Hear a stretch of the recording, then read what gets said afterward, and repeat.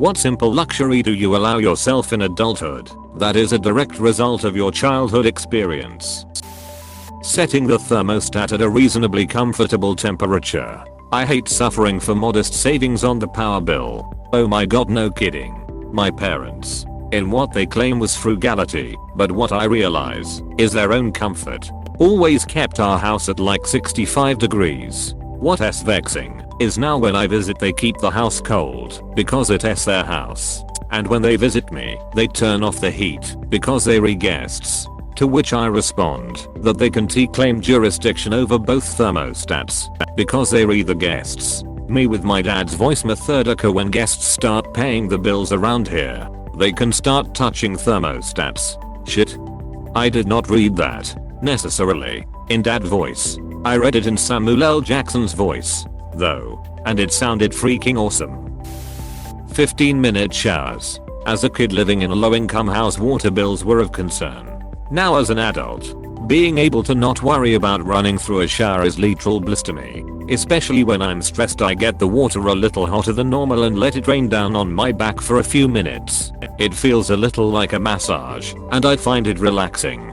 Being able to relax, forget about everything, and just enjoy the warm water can be a really therapeutic time if you can turn your brain off and enjoy it. Yes, we have a skylight in our bathroom, surprising, but it is there. Since WFH I have fallen in love with midday showers. The sunlight hitting my skin, the feel and sound of water. It is a little oasis for a moment. This is something I didn't know I needed. This is my biggest future plan. I gotta make this happen.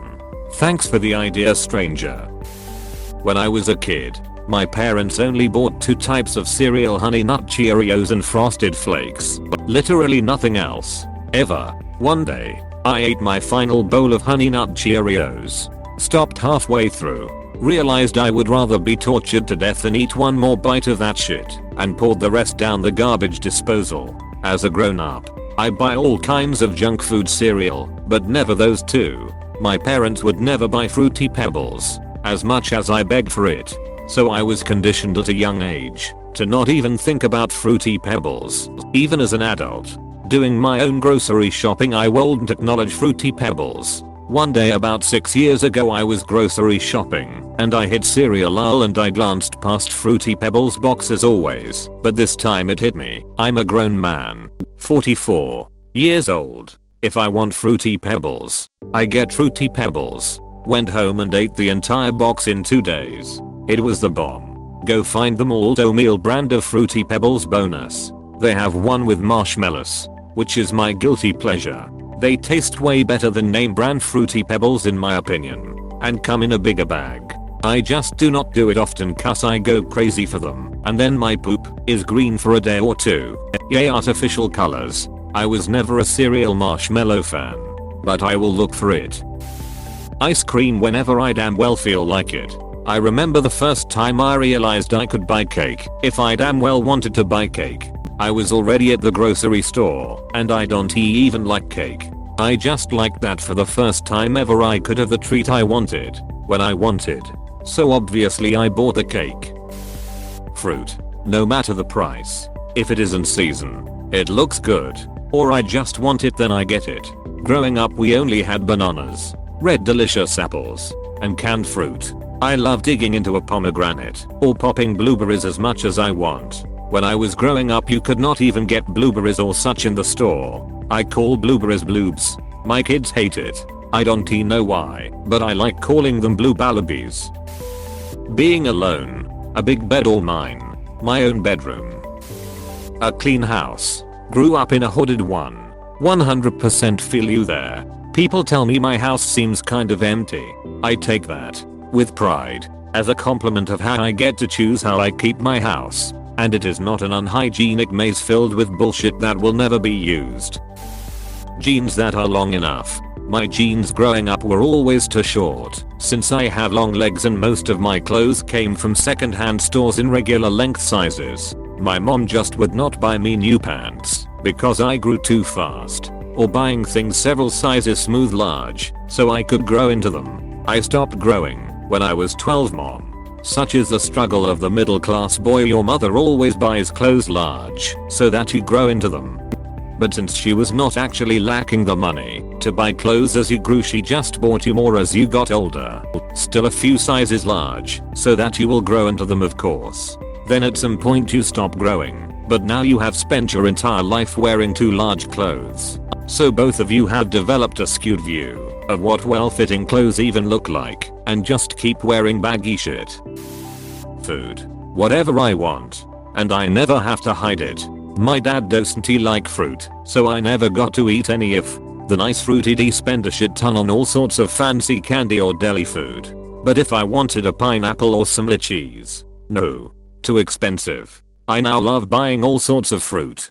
Turns out they're not half as expensive as I was led to believe. I have bought some of the Lego sets I missed out on, so I could add them to my shelf and have currently 11 gaming consoles plus a home-built arcade cabinet.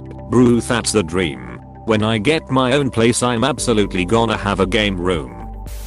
I'm the oldest of 6 kids. Growing up in a third world country, in poverty, there were many things we had to share. One of my greatest luxuries is my chest full of panties. I have many categories: working, sleeping, lounging, doing house chores, exercising, date nights, period days, period evenings, and the list goes on. I never imagined someone would think of panties as a luxury, but since you mention it, it makes sense. I'm glad you have something of your own that you can enjoy. Panties and socks. Yes, socks. I no longer have to wear only sensible plain white socks. Now I have socks of all colors and patterns. I have socks with llamas, unicorns, zebras, frogs. Anything that looks good to me goes on my feet. Cake for breakfast and cereal for dinner. Take that, Mom. Cereal is an acceptable meal or snack any time of day. No one will ever convince me otherwise. Salt. My mother is a horrible cook. She tried but never understood even the most basic seasoning. I had to move back in with my parents last March after 8 years living alone. They also have never seasoned or used salt. I brought my entire spice and seasoning drawer with me when I moved back in, and have had a lot of fun red difficulty showing my mum how to use the basics. I buy myself every video game console I want because I never got that Super Nintendo. It was very similar for me. I got myself the 2 things I always wanted as a kid and never got: a Nintendo Advance SP and a Nintendo DS. I have tons of nice, clean, matching socks. I buy myself the brand type I like, and I always make sure I have enough pairs so that I don't have to wear dirty ones. When my 4-year-old nephew came over to my apartment for the first time, he was completely dumbstruck by the bag of animal cookies I had on my desk. You can just eat however much you want out of the bag. Damn straight, kid. Being an adult is awesome. Your sister is going to be pissed at you. I have silly color change voice activated lights in my apartment. You command them by saying computer instruction like on Star Trek. My parents never let me make my space my own. No posters, no wall hangings, plain white walls. Every couple of years they would switch my bedroom into some other room.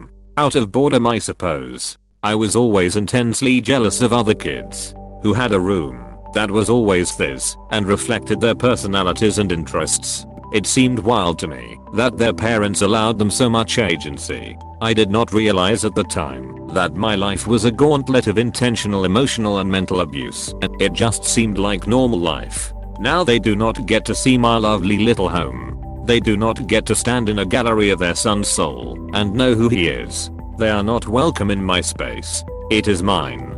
Do you have a relationship with them now? Do they know they are awful? I do not talk to or see mom anymore, and she has been told why. I do not know whether she has internalized that, and I cannot let it matter. I still talk with dad on the phone, but less and less. He has gotten really racist since Trump came along, and my wife is a little too black for me to be comfortable with that. I'm sure your home is lovely, and your wife too. Enjoy. My son set up those lights in our place.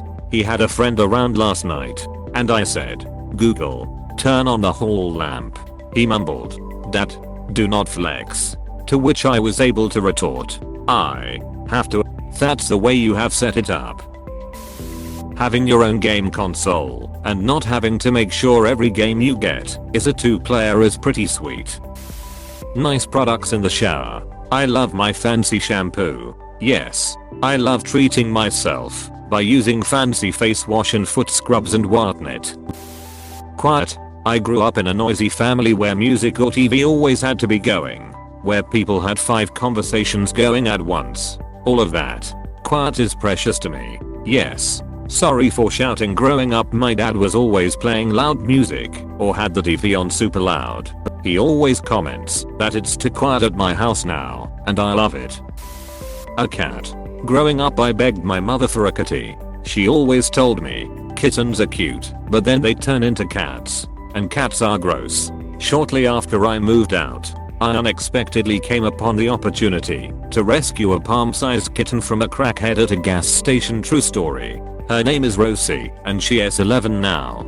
Cats are awesome. They can be. But every so often you get a crackhead cat like my mom has who attacks anything moving with her sharp butt, claws and teeth. She has drawn blood from me multiple times. Super cuddly at times though. Just do not touch her tail. It must have been really tough to have been raised by a crackhead cat. Stay strong. Big cushioned bath towels. We always had the cheapest ones you could find growing up, and as soon as I could afford it, I bought 2 of the fanciest ones in the store. Everyone deserves a good bath towel. I was raised with bath sheets. Not so common in America, but my grandma in England pretty much exclusively has them. Now I'm only a 5'7" woman, but a regular towel seems so tiny to me now. I have no clue how guys dry themselves with a regular towel. Albion makes a pretty good bath sheet towel. My older one still looks better than my newer one though, but I expect a quality drop after 10+ years. Newer one just gets snags in it when my cat attacks it. Old one does not. What is a bath sheet? A big butt towel. Yes. Thank you for watching. We hope you enjoyed this video. Please subscribe for more videos.